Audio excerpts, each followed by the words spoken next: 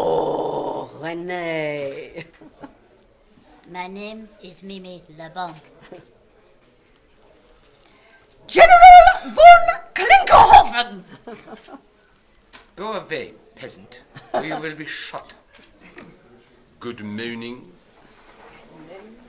How would you like to come for a ride in my little tank?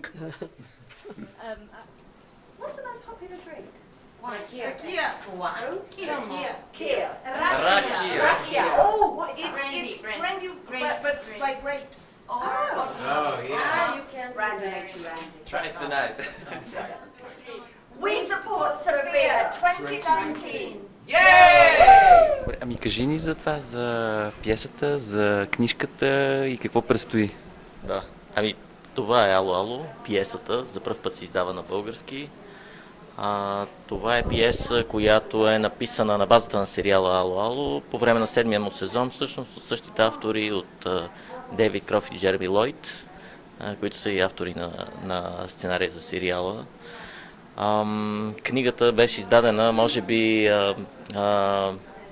ние сме издателството, което издава в най-бърз ред подобни книги, защото почти около 2 седмици някъде продължи целият процес от взимането на правата до реализирането на самата книжка.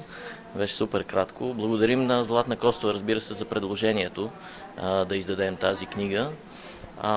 На нас много ни хареса идеята и мисля, че имаме един добър крайен продукт.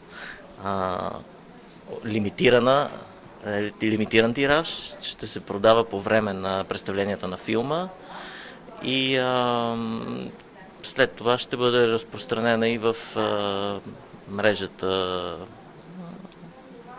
в повечето книжарници, така че тези, които реагират бързо, ще имат възможност да си купят. Разбира се, най-симпатично ще бъде книгата да бъде купена по време на представянията на филма, защото тогава хората могат да си вземат и автографии с книжката. А ще има ли в момента представяне на самата пиеса? Ами да, това е много хубав въпрос и е любопитно, че всъщност наистина ще има на 21 март сега в театър Възраждане. Любопитното е, което може би го научават за пръв път така публиката на своето предаване, че самите актьори, оригиналните от Ало Ало, ще присъстват на самото представление. Не знам дали ще има други новини, надявам се да има и повече новини, свързани точно с театралната сцена. Супер! Ами, благодарим ти за това. За мен беше удоволствие. Ало, ало!